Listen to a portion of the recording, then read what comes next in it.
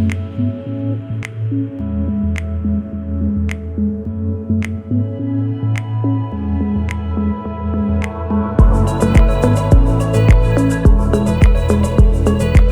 are the tools that I use to create the skin fade. So I had normal cutting comb. You can get these different lengths. Afro comb, and again you can get them in different shapes as well. My Joelle scissors. This one I got for completing the Lee Stafford training level 2 and 3. Really proud of that. To create the cut, I used my Wall Super taper.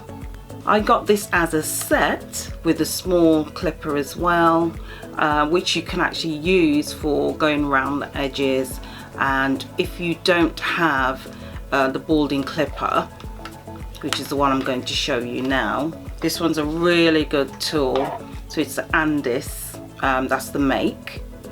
I use this for doing sort of the shaping of the outside with this head on it, but also I changed the head to the balding head so that you'd be able to do the fade all the way down to the skin.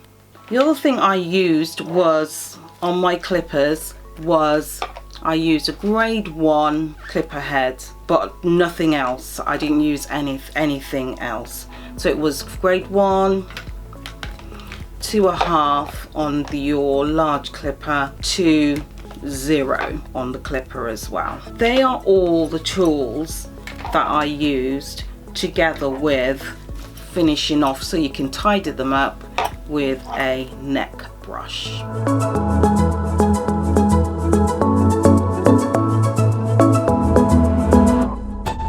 So the first thing I did was comb the hair out so that you could see what length you wanted to take off the hair. Then I used my wall clipper, large one with a grade 1 on the comb, on the clipper. I make sure that I went round the edges, taking it quite short, but also thinking about whether you don't want to take it too short to start off with. So keep communicating with your client, or if you're at home doing this cut, make sure that you communicate with your son and to make sure that you're not taking off too much. Or if you're a parent, you just do it with your own judgment and cut the hair. After I'd used my large clipper, I then changed and took the grade 1 head off, and then went back over just to take it down a little bit shorter. I made sure that you're taking that each step a little bit at a time. I know my son is quite fussy, so I took it a bit at a time, and I just kept checking with him to make sure that he was happy with the length that I was taking it. And he kept saying, take it a bit shorter, Mum, take it a bit shorter. So okay, so I was quite confident in what I was doing, but I just needed to make sure that he was happy with the results of what I was doing and the length that I was taking the hair.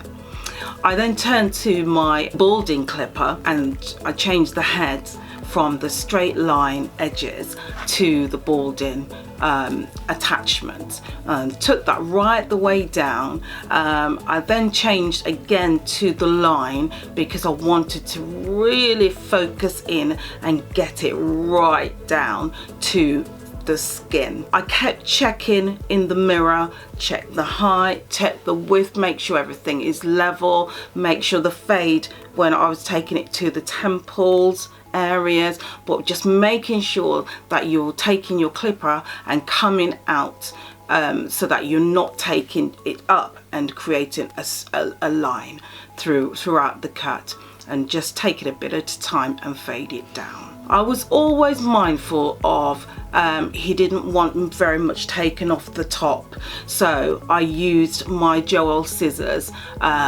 just using my eyes and the mirror just to take off just a tiny bit, just to tidy up both the sides and the top, to finish off the look. And then I just went back round again with my balding clipper with the straight attachment on it, and then just went around the hairline, just creating that nice finish around the hairline. And that finishes the cut. If you'd like to hear more from me and see more videos, or you'd like to ask me a question, send me a message and I'll be happy to answer your questions. But that's all from me, from Yvonne, from Jnissi Hair, creating hair with flair.